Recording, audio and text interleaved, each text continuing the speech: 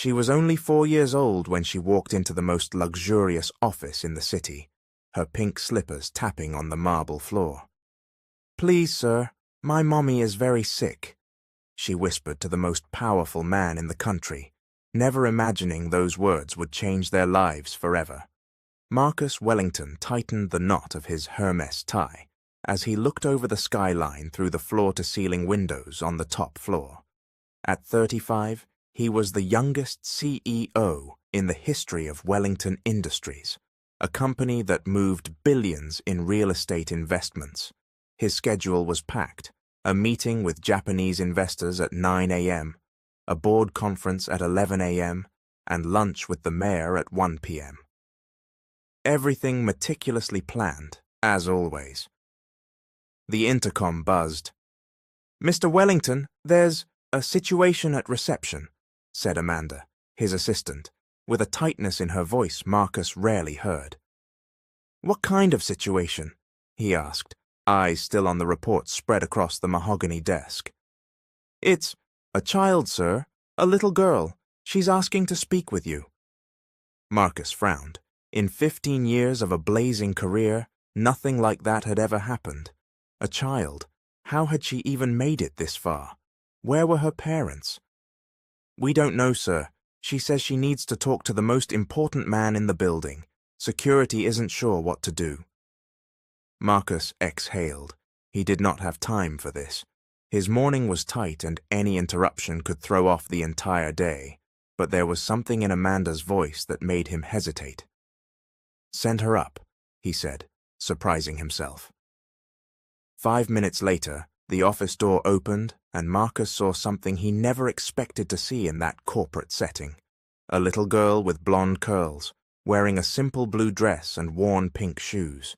She couldn't have been more than 4, yet her big blue eyes held a seriousness that didn't fit her age.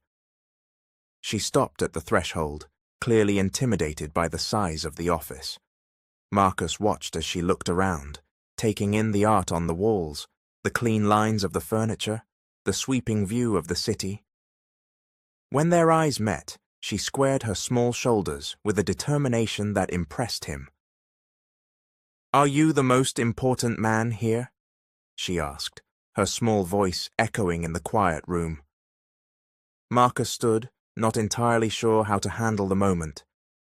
"Me? Yes, I suppose so. What's your name?" "Emma," she answered, taking careful steps toward the desk. "Emma Rodriguez. My mommy works downstairs on the cleaning crew." The name sounded familiar, but Marcus couldn't place it. He had over 500 employees and rarely interacted with the overnight cleaning staff. They came in after hours, when he had already gone home. "And what are you doing here, Emma? Where is your mother?" The girl's eyes filled with tears, but she fought not to cry. "She's at the hospital. She's really sick. Aunt Carmen said there isn't money for the medicine she needs." Something tightened in Marcus's chest. He walked around the desk and crouched so he could look her in the eye. "Did you come here by yourself?" Emma nodded and wiped her nose on the sleeve of her dress. "I heard Aunt Carmen say you're very rich and you can help anyone. So I thought maybe you could help my mommy." The simplicity of a child's logic left Marcus speechless. A 4-year-old had crossed half the downtown, entered one of the most secure buildings in the city, and made it all the way to the top floor because she believed he could save her mother. "Emma, how did you get here? It's far from your home." "I took the bus," she said proudly. "I know the number. Mommy taught me in case I got lost, and I asked people where the Wellington building was." Marcus remembered his own childhood, when his mother was ill, and he felt powerless. But he'd been a middle-class boy with no means to do anything. Emma, on the other hand, had decided to ask for help in the most improbable place. "You were very brave, Emma. Do your parents know you're here?"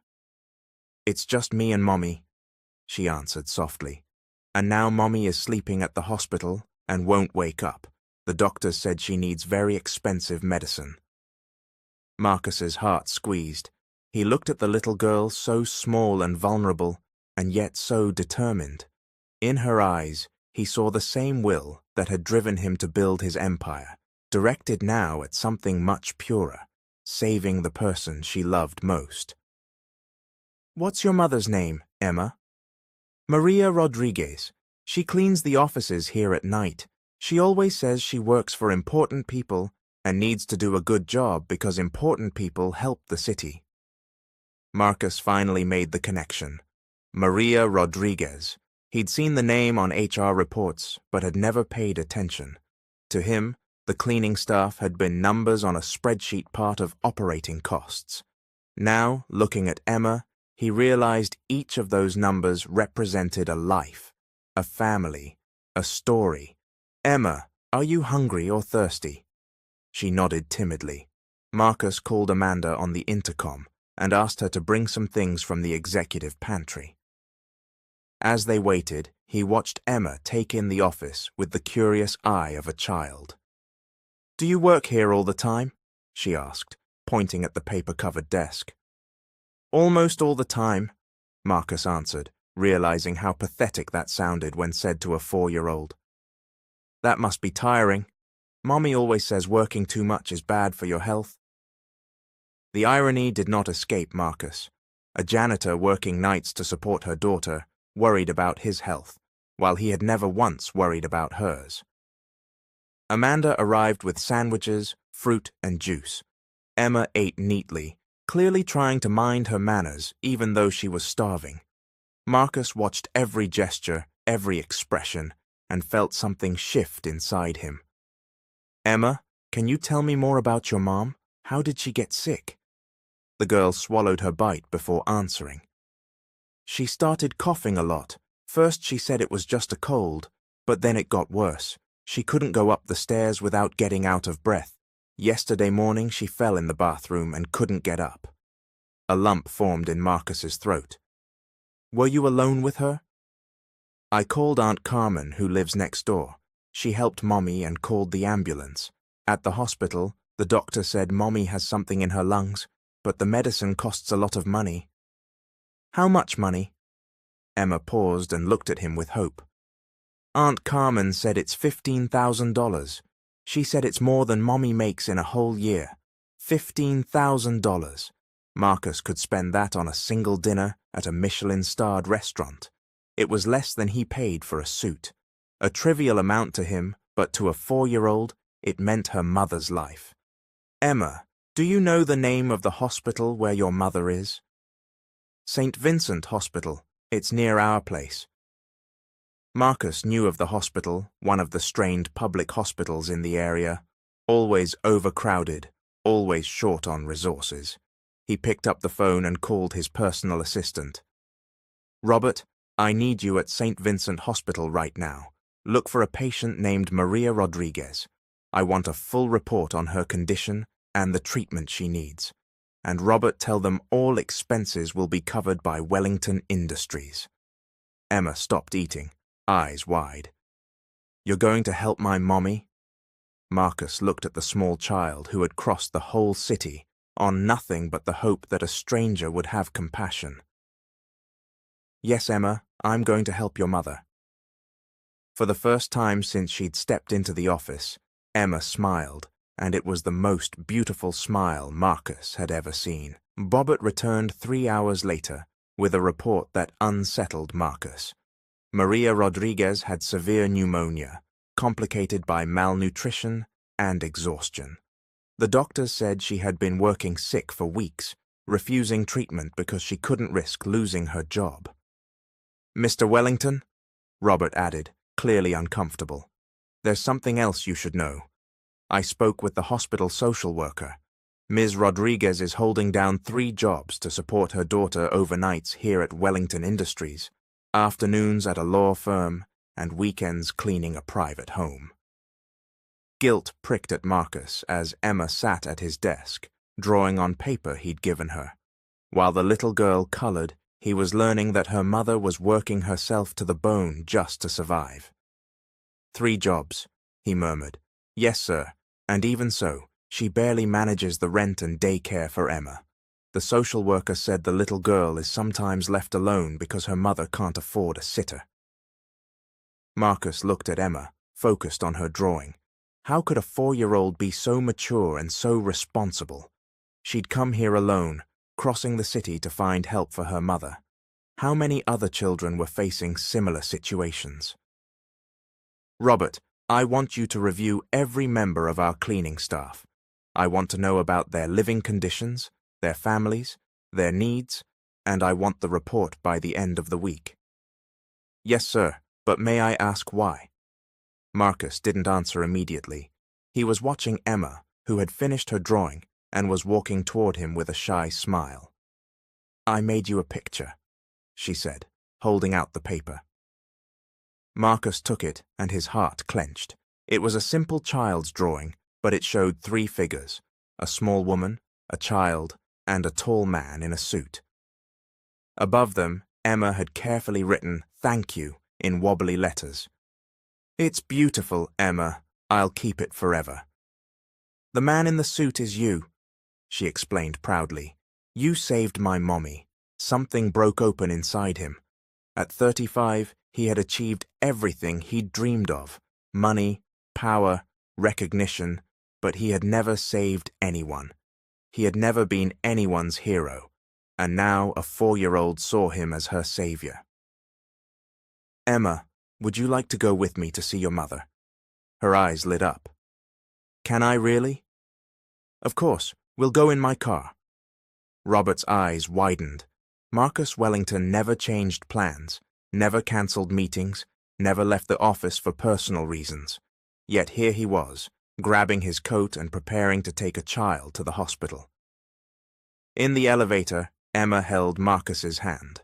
Her hand was so small, so trusting. She looked at him as if he were the most important person in the world, and Marcus realized that perhaps he truly was, but not for the reasons he had always believed. Mr. Marcus, she said, using the name she'd invented for him, do you have kids? No, he answered. Why not? The innocent question pierced him. Why not? He'd had girlfriends, relationships, but never seriously considered children. He always said he didn't have time. He needed to focus on his career. Looking at Emma, he wondered if he'd been missing something fundamental. I always thought I was too busy, he said honestly. Mommy says the most important things in life can't wait, Emma replied, with a wisdom far beyond her years. In the car, Emma was fascinated by everything. She had never ridden in a car so luxurious. She ran her fingers over the leather seats, admired the electronic controls, and asked questions about everything. Marcus watched her reactions and realized how easy it was to delight a child, how small things could bring so much joy. Mr. Marcus, she said, as they neared the hospital, will you keep taking care of my mommy even after she gets better? The question caught him off guard. What do you mean? Mommy says rich people help once, then forget. She says it's not their fault. They just have lots of other things to think about. Marcus's heart tightened. Maria was right. How many times had he written checks to charities to ease his conscience without ever following the outcome? Emma, I promise I'll take care of both of you, he said, and realized he meant it. At the hospital, Emma ran to her mother's room. Maria Rodriguez was awake but very weak. When she saw her daughter, her eyes filled with relieved tears. Emma, my princess, where were you? I was so worried.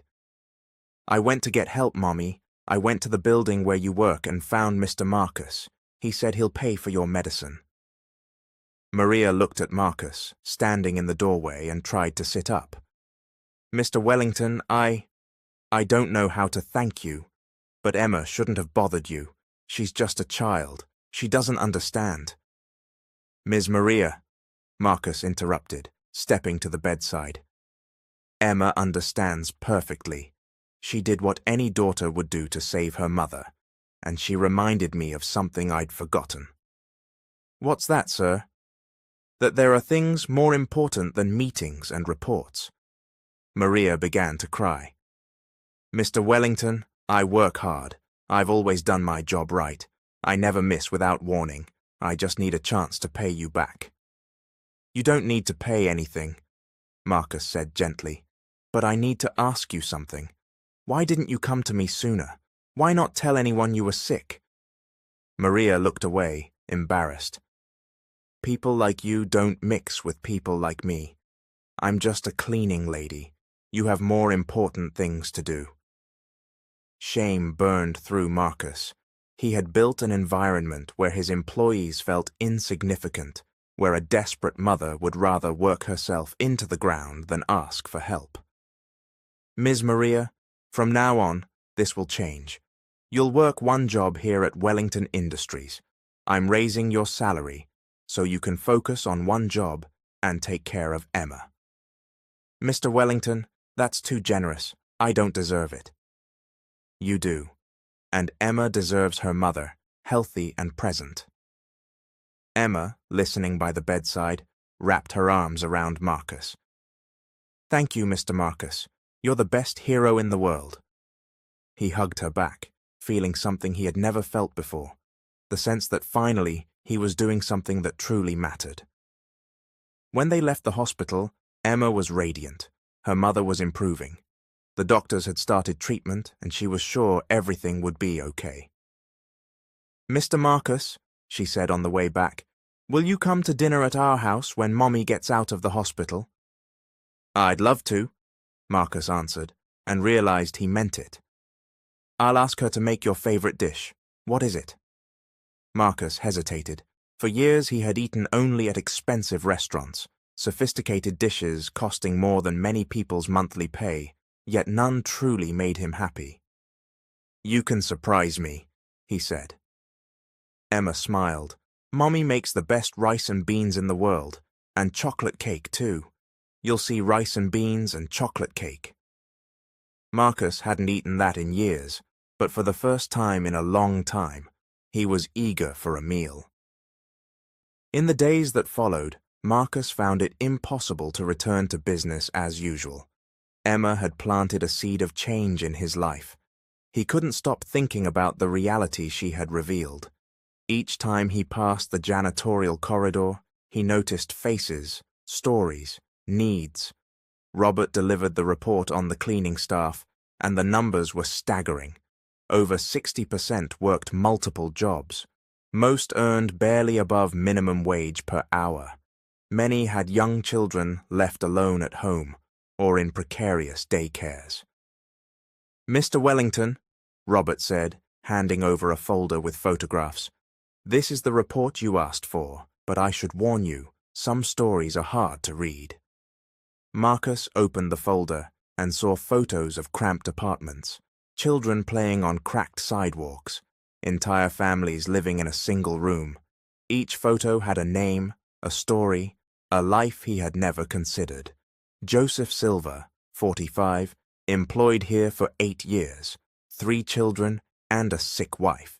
He worked weekends as a mechanic. The youngest, 6 years old, watched the baby when he was on shift. Marcus stopped at the photo of a girl, Emma's age, too serious for 6, holding a baby on her hip. A 6-year-old caring for infants. Yes, sir, Robert said. It's more common than we imagine.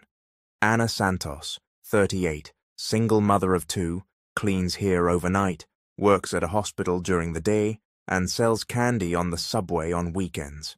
The kids are alone most of the time. Each story hit Marcus like a punch. How had he been blind for so long? How had he built an empire without ever seeing the people who literally cleaned the path to his success? The phone rang.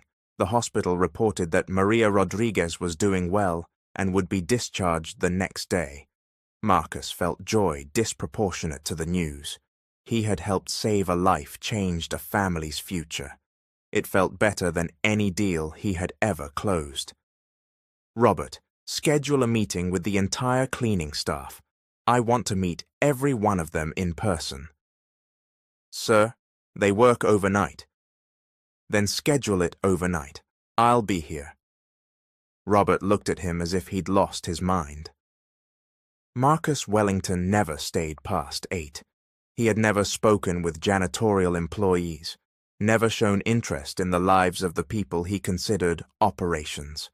But Marcus had changed, and it had all begun with a 4-year-old girl, brave enough to ask for help.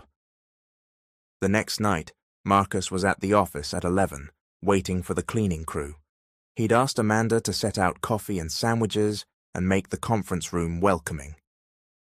When they arrived, they were greeted by a sight they never expected. The company's CEO, the richest man they knew, in jeans and a polo, personally pouring coffee. "Good evening, everyone," Marcus began, nervous. "I know this is unusual, but I want to know you better. I want to understand how I can make Wellington Industries a better place to work."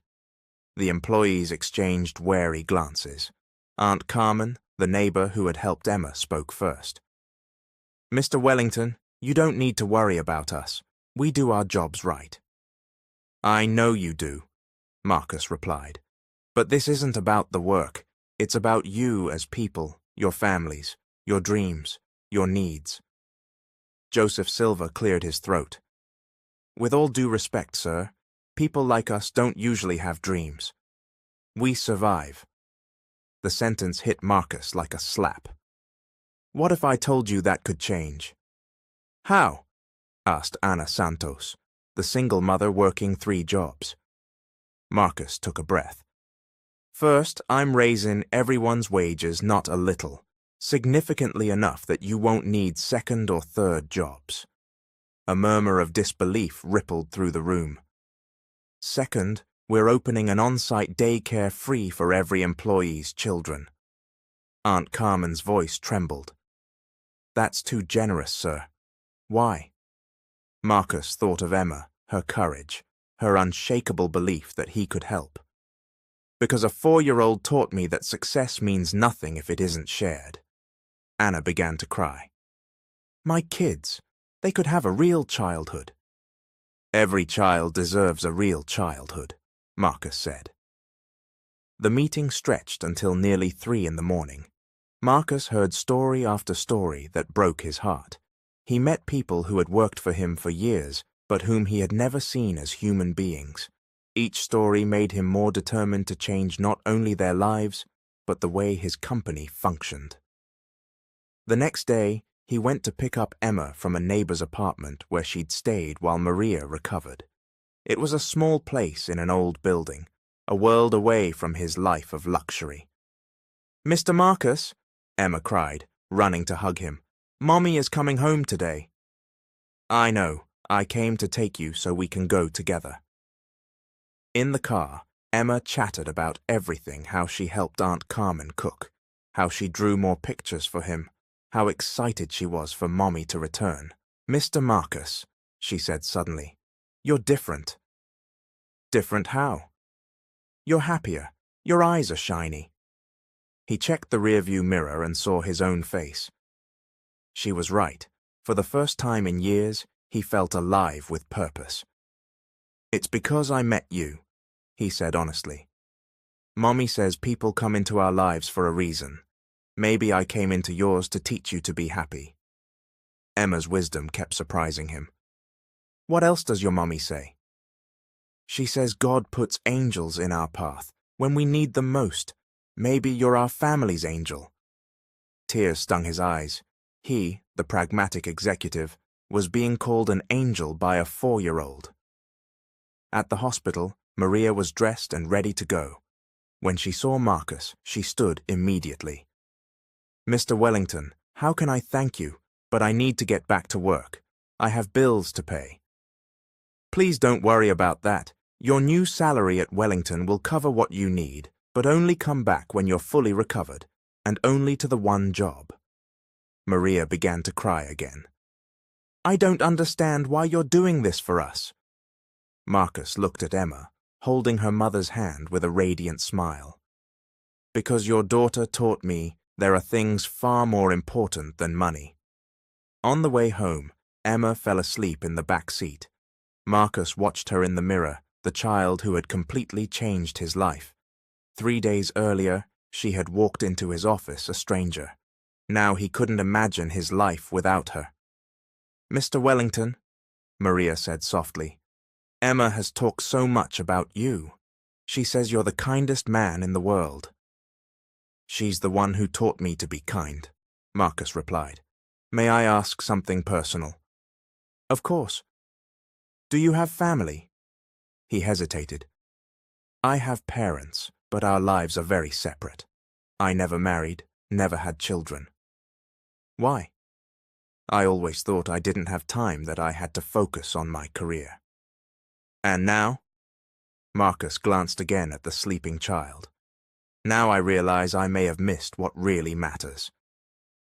When they reached Maria's apartment, Emma woke and insisted he come up.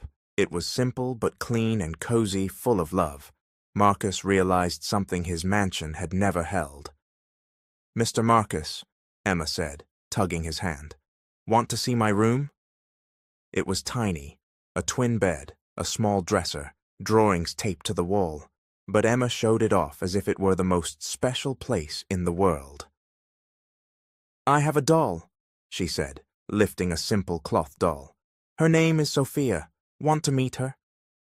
Marcus sat on the little bed and introduced himself to Sophia, as if she were real. He invented a story, made different voices, created a small magical world that existed only in their imaginations.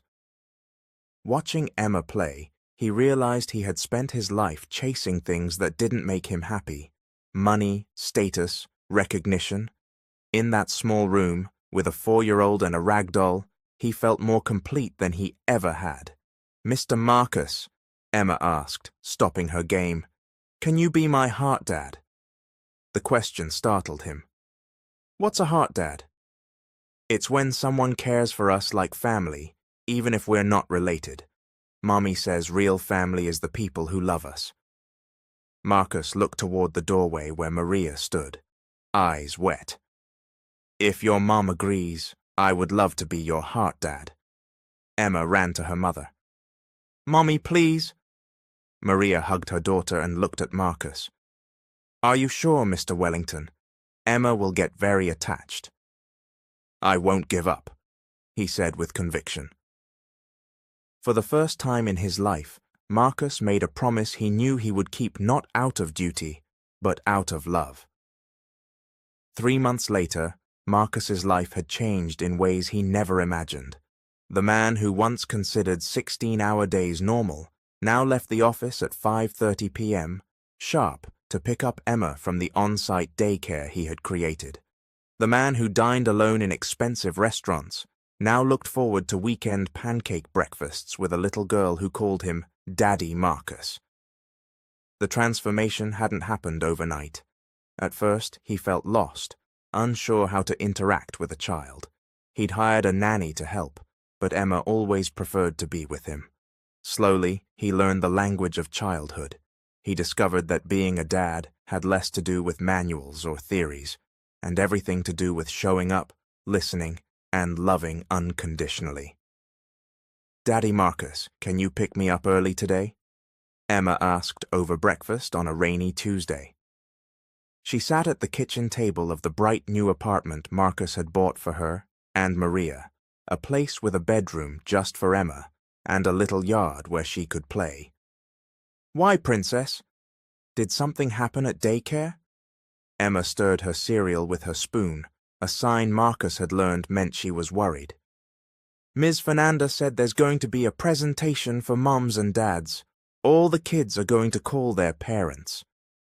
Marcus's heart squeezed. Even after 3 months, Emma still felt unsure of his place in her life. "Do you not want me to go?"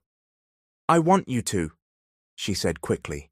"But what if the other kids ask why my daddy isn't like their daddies?" Marcus knelt next to her chair, as he'd learned to do when they needed to talk about important things. "Emma, what do you think makes someone a parent?" "Loving us," she answered without hesitation. "Exactly. Do I love you?" "You do." "Then I'm your real dad no matter what anyone thinks." Emma smiled and hugged him tight. "You're the best dad in the world, Daddy Marcus. Maria watched from the kitchen doorway, eyes shining. In the last months, she had watched Marcus become a devoted, present, patient father. He had learned to detangle Emma's curls, to tell bedtime stories, to answer a 4-year-old's 1,000 questions with infinite calm. "Good morning, Ms. Maria," Marcus said, standing. "Coffee?" "Thank you, Marcus. You don't have to serve me." "We're a family," he answered naturally. "Families take care of one another." The morning flowed into their new routine. Marcus dropped Emma at daycare, accepted a fierce goodbye hug, and headed to the office with a warm heart. That small daily ritual had become the most important moment of his day. At the office, Robert waited with a stack of papers and a worried look. "Mr. Wellington, we have urgent matters to discuss." "Go ahead," Marcus said, eyes flicking to the clock. He'd promised Emma he'd be at daycare at 5:30, and he didn't break promises to his daughter. The board scheduled a meeting for Thursday. They want to discuss the company's changes. Marcus sighed. He knew this conversation would come. Since raising wages, opening the daycare, and expanding health benefits, some directors had questioned the costs. What kind of changes? Operating expenses are up significantly. Some directors are worried about profit impact. "Robert, do you have kids?" The question caught Robert off guard. "Yes, sir, too." "Could you work calmly, knowing they're alone at home or stuck in a bad daycare while you're here?" "No, sir." "Then you understand why our teams work better now. When people know their children are safe, they perform." Robert nodded, still uneasy. "Sir, I agree with the changes, but you need to prepare. Some directors are asking whether your recent decisions are based on business logic or what? Or personal factors." Marcus understood. They wondered whether Emma had affected his judgment. Perhaps she had, but if that meant becoming a more humane leader, a more conscious businessman, he didn't see a problem. "Schedule the meeting for Thursday at 2. I'll be ready." The rest of the day flew by as Marcus reviewed numbers, prepared his case, and planned how to explain that treating employees like human beings was sound business strategy. At 5:30 on the dot, he was at daycare. Emma ran to him as always, but this time something was different in her face. "Daddy Marcus, are you sad?" Her perception never failed to amaze him. "A little worried, Princess, but it's nothing serious." "Is it about work?" "How do you know?" "Because when work worries you, you do this," she said, furrowing her brow exactly the way he did when deep in thought. He laughed and scooped her up. "You know me very well." "I do, and I know you're the best at work, so you don't have to worry." Her unshakable faith in him moved him every time. "Thank you, Princess. You always know what to say." On the drive home, Emma chattered about her day. She learned a new song, drew a picture of the whole family, helped a younger child who scraped a knee. Marcus listened, marveling at her ability to find joy in small things. "Daddy Marcus," she asked suddenly, "what does adopt mean?" The question surprised him. "Why are you asking?" "Because Ms. Fernanda said you adopted me, but I don't know what that means." He parked and turned to face her. He knew this talk would come, but he hadn't expected it that moment. "Emma, you know I'm not your biological father, right?" "I know. Mommy told me my biological dad left before I was born." "Adopting means that even though I'm not your biological father, I chose to be your father legally. It means you are my daughter for real, on paper and in my heart." Emma thought for a moment. "So now you're my dad forever?" "Even if you do something wrong, especially if you do something wrong, real parents don't leave when things get hard." "And you won't leave?" "Never. You're stuck with me forever," he said, tickling her. Emma squealed. "I want to be stuck with you forever." When they got home, Maria was finishing dinner. She had become a wonderful cook, and Marcus loved walking into the smell of home-cooked food, something he'd never known before, the warmth of a place where someone cooked with love. "How was your day?" Maria asked, kissing Emma's forehead. "Great. Daddy Marcus said he adopted me because he chose me to be his daughter." Maria smiled at Marcus. "It's true," he said. "You were very chosen." During dinner, Marcus watched his family. Emma told daycare stories with wide gestures, making Maria laugh with her observations about other kids. Maria asked about his day, genuinely interested, offering perspectives he had never considered. It was an ordinary domestic scene, yet it filled him in a way he hadn't thought possible. He'd spent years eating in elegant restaurants, closing deals at polished tables, but he'd never felt as nourished as he did at that simple table with a woman who respected him and a child who loved him unconditionally. "Daddy Marcus," Emma said, interrupting his thoughts, "can you help me with homework?" "Of course, Princess. What kind?" "I have to draw my family and write about each person." After dinner, he sat with her at the dining table, surrounded by crayons and paper. She drew 3 figures, a dark-haired woman, a tall man in a suit, and a small child in the middle, all holding hands. "Now I have to write about each person," Emma said, chewing the pencil thoughtfully. "What will you write about your mom?" "That she's the bravest mom in the world because she took care of me by herself when I was little." "And about me?" She thought a moment. "That you're the kindest dad in the world because you saved me when I was scared." His eyes stung. "You saved me too. You know, by teaching me there are things more important than work and money." "What things?" "Love, family, being a good person." Emma smiled and kept writing carefully in her crooked letters. He helped with the harder words, amazed at her determination to get everything just right. "Done," she said, showing him the drawing. "This is my family. Isn't it the prettiest?" "It's the prettiest of all," he answered, and he truly believed it.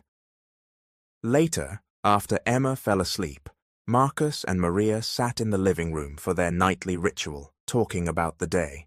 It was a moment he had learned to cherish, the quiet of the home, Emma safe in her room, the gentle company of Maria. "Marcus," she said, pouring tea, "Emma told me about your adoption talk. I hope that was okay." "I thought I should be honest." "Of course it's okay. You're her father. You have the right and the responsibility to have those conversations." He studied Maria. Over these months, she had blossomed. The stress of 3 jobs had vanished. She smiled more. She'd gone back to school, taking an online administration course, and had become an excellent coordinator for the daycare. "Maria, can I ask something?" "Always." "Do you feel strange about all these changes?" she thought. "At first, yes. I was afraid it was temporary, that you'd change your mind. But now I see how you look at Emma, how you care for her, how you truly became her father. I realize this is real." "It is," Marcus said. "More real than anything I've ever lived." "May I ask something personal?" she added. "Do you miss your old life, the freedom, the simplicity?" He laughed. "Maria, do you think my old life was simple? I woke at 5, worked until 11 at night, came home exhausted and alone. No real friends, no close family, no purpose beyond making more money. But you had the freedom to do as you wished. What freedom? I was a slave to my ambition. Now I have something worth working for, something that gives meaning. You and Emma gave me a family, a reason to be better." "You were always a good man," she said softly. "You just needed a reason to show it." "Maybe, but without you two, I'd never have discovered it." They talked late into the night about Emma, the future, the ways their lives had changed. Marcus realized he had never had conversations this deep with anyone.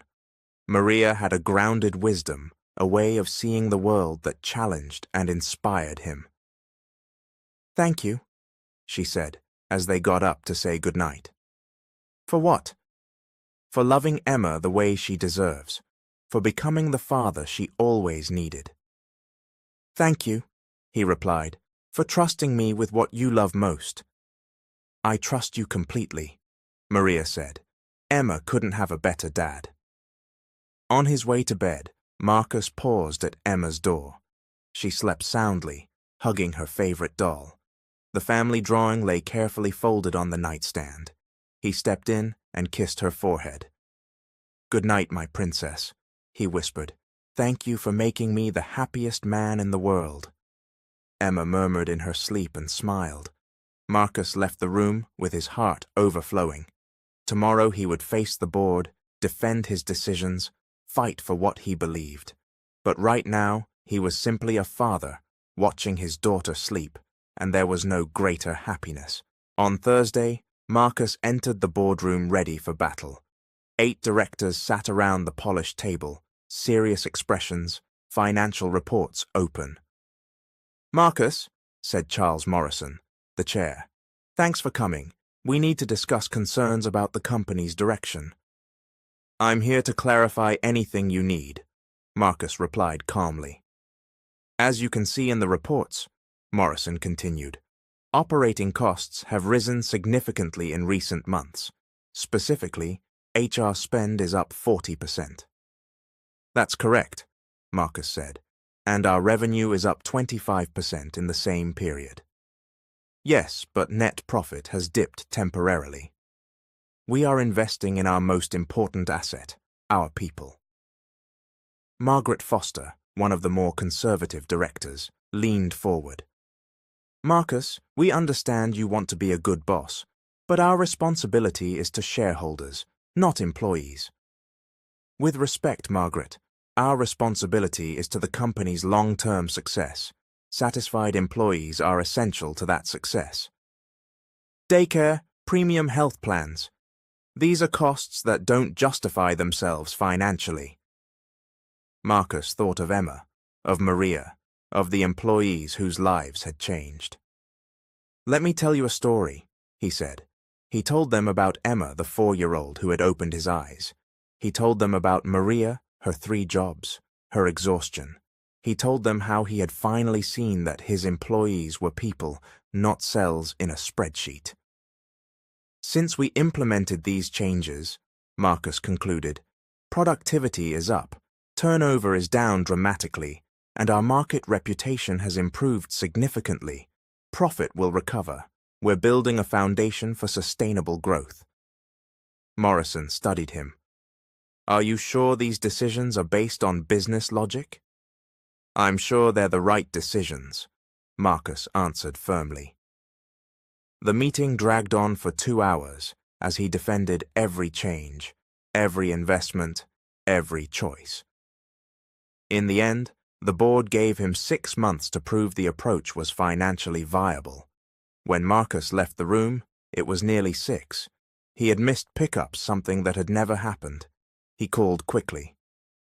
"Maria, I'm so sorry. I'm late. Can I come get Emma now?"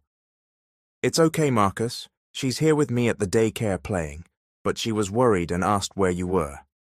His heart clenched. "I'm on my way." When he arrived, Emma sat by the window, staring out. When she saw him, her face lit up, but he could tell she had been crying. "Daddy Marcus," she ran to him. "I'm sorry, Princess. Daddy was late at work." "I thought you forgot me," she said in a small voice. He knelt and hugged her tight. "Emma, listen to me. I will never ever forget you. Sometimes Daddy might be late, but I will not forget. Promise?" "Promise." "You are the most important thing in my life." She smiled, and Marcus realized that the board meeting had been irrelevant compared with this. Emma was his priority, his family was his priority, and he would never let work get in the way again. "Let's go home, Princess. We've got dinner to make." "Can I help?" "Of course. We're a team." As they drove, Marcus knew he had made the right choice. No matter what the board thought, no matter if some profits were sacrificed, he had found something more valuable than money. A family who loved him for who he was, not what he had. And for that family, he would face anything. 6 months after that tense board meeting, Marcus sat in his office, reviewing the most impressive financials he'd ever seen. Wellington Industries had not only recovered profit, it had broken records. Productivity was up 60%. Employee turnover had dropped to nearly zero. The company had won 3 corporate social responsibility awards. "Robert," Marcus called over the intercom, "can you step in?" Robert entered, grinning. "Mr. Wellington, I assume this is about the numbers." "Exactly.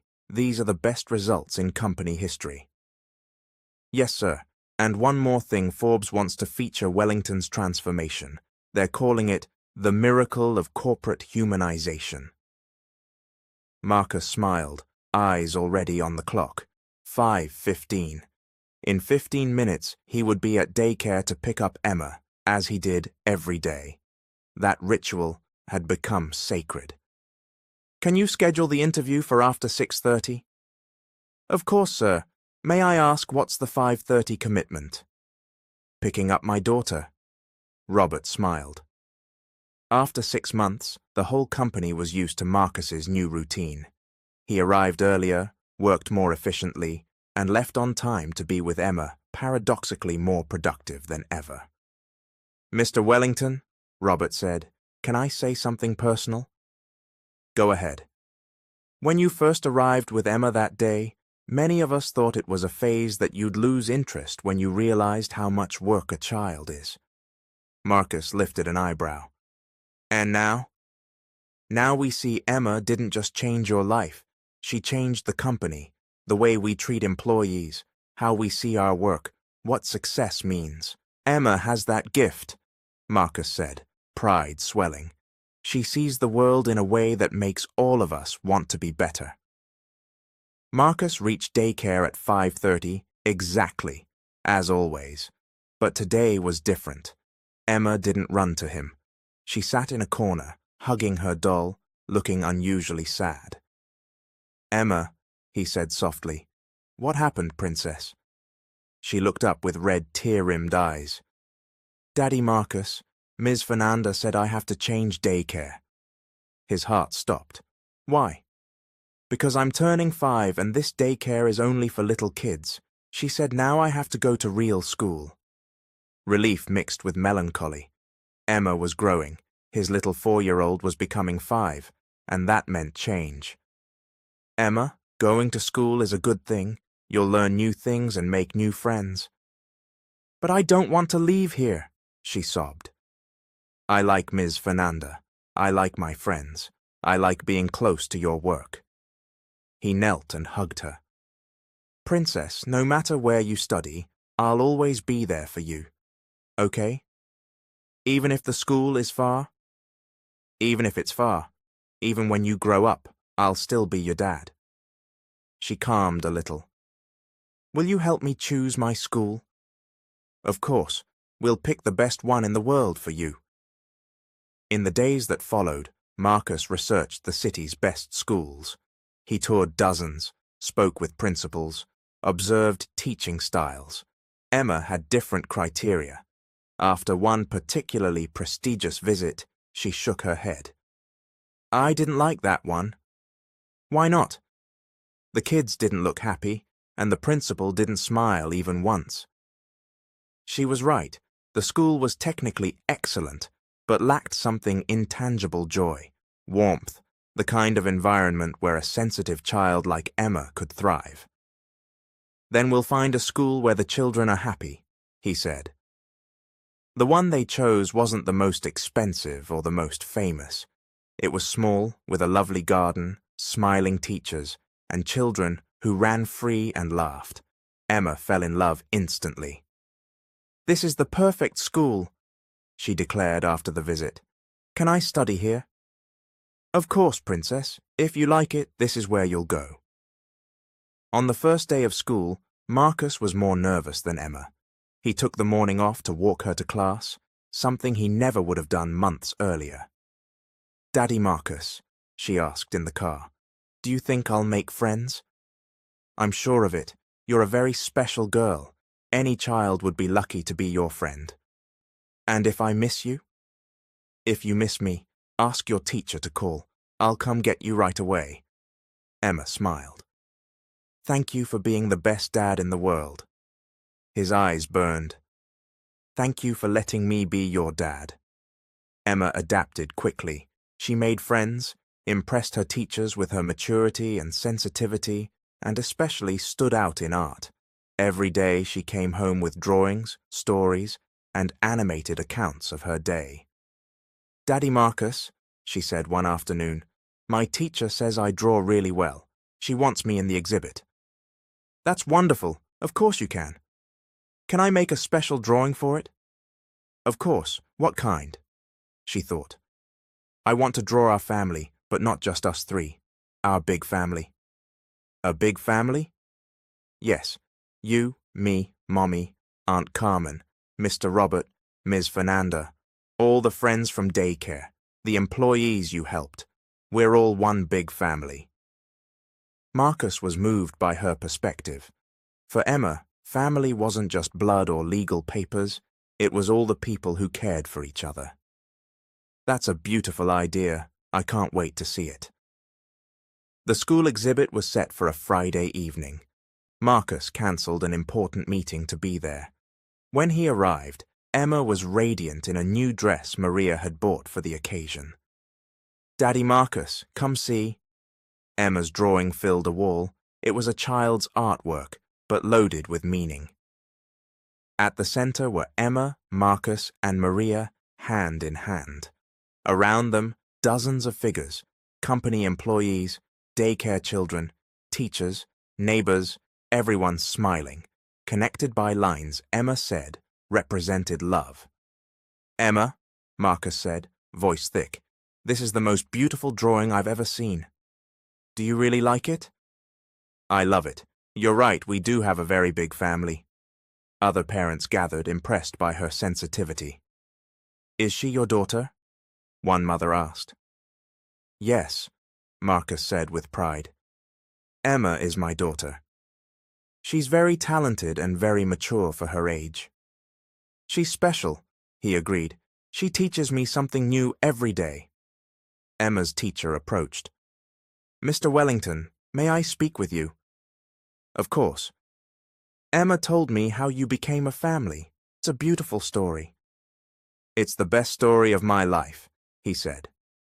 "I can also say Emma is one of the most remarkable children I've ever taught. She has a unique gift for seeing the good in people, for connecting, for spreading joy." "She's always been that way," Marcus replied, watching Emma explain her drawing to classmates.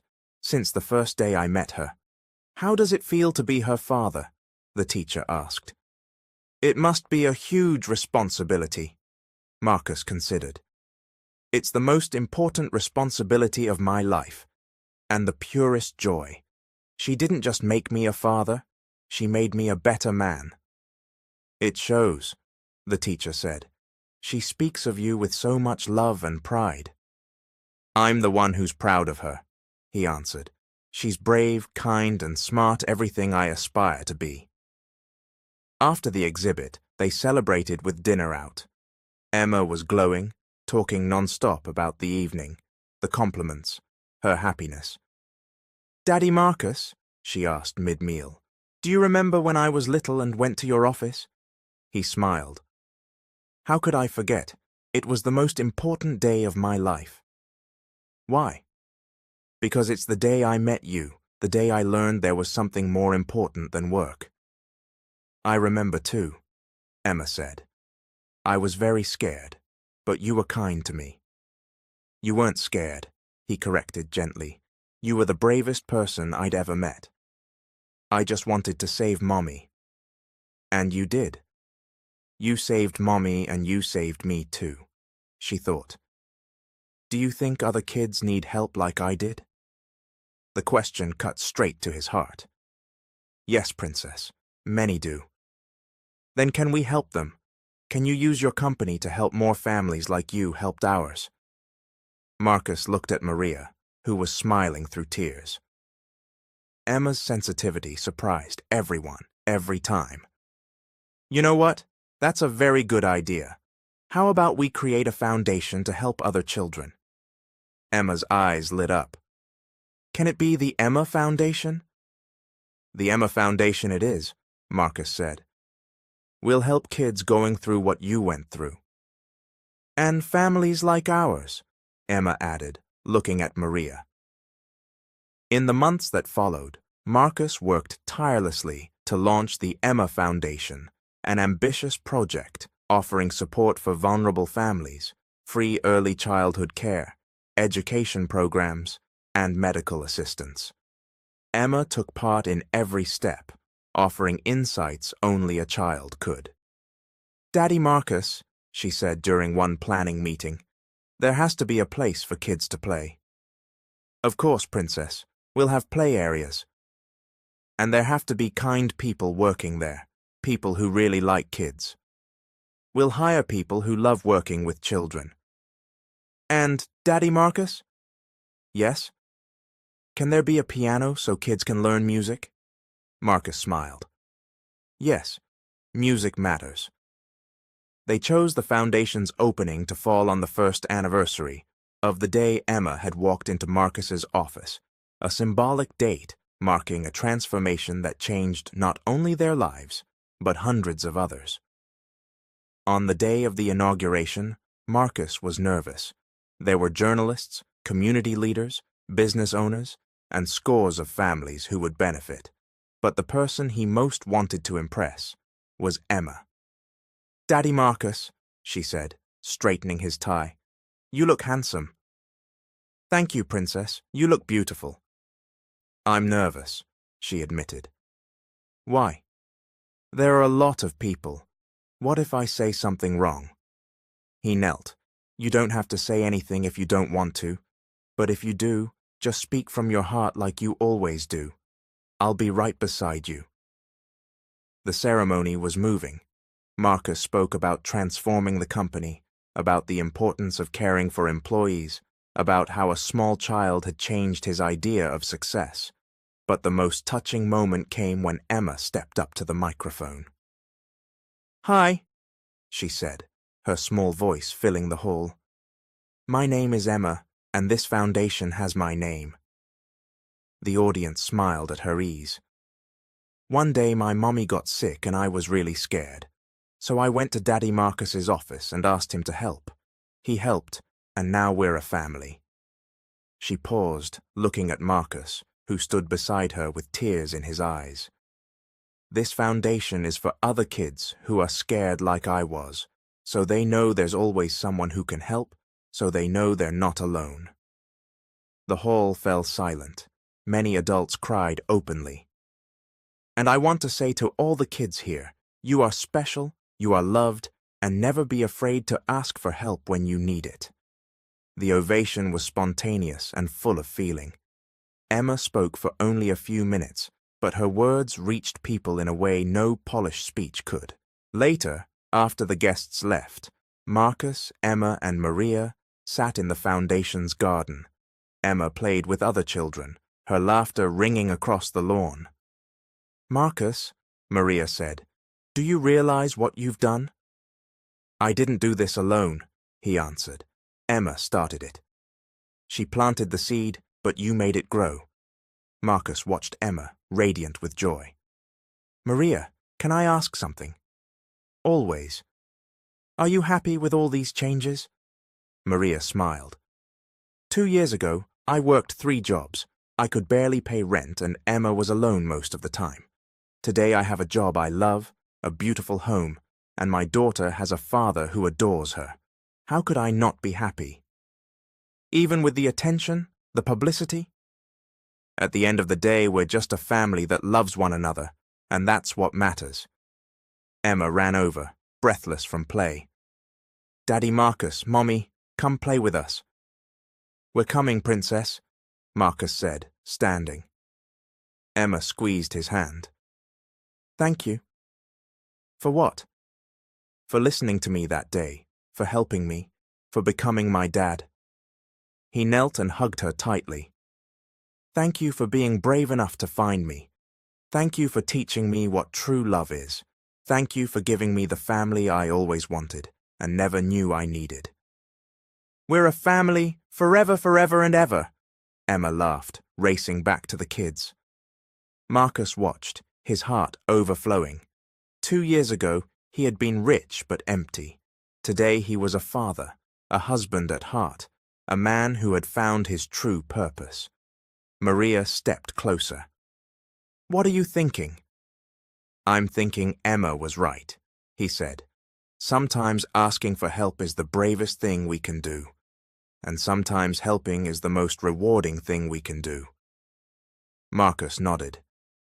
Emma taught me that success isn't measured by what we accumulate, but by what we share, not by what we conquer, but by what we build, not by what we own, but by whom we love. She's a very special girl, Maria said. She's our special girl, Marcus corrected. Our daughter, our family, our life. The sun sank, painting the sky gold. Emma kept playing, her laughter blending with the others, a symphony of joy echoing through the garden. Marcus realized he had found something he hadn't known he was seeking, the complete peace of being exactly where he should be, doing exactly what he should do, loving exactly whom he should love. Daddy Marcus! Emma shouted from across the lawn. Come here, I want to show you something. He grinned and ran to her. Coming, princess! As he sprinted toward his daughter, Marcus thought about the journey they had taken together. It had begun with a brave 4-year-old who believed a stranger could save her mother, and it continued with a family who saved one another, a foundation that would help hundreds more, and a man who finally understood that true success wasn't conquering the world, but winning the heart of a child. She waited for him with a radiant smile, arms open for another hug.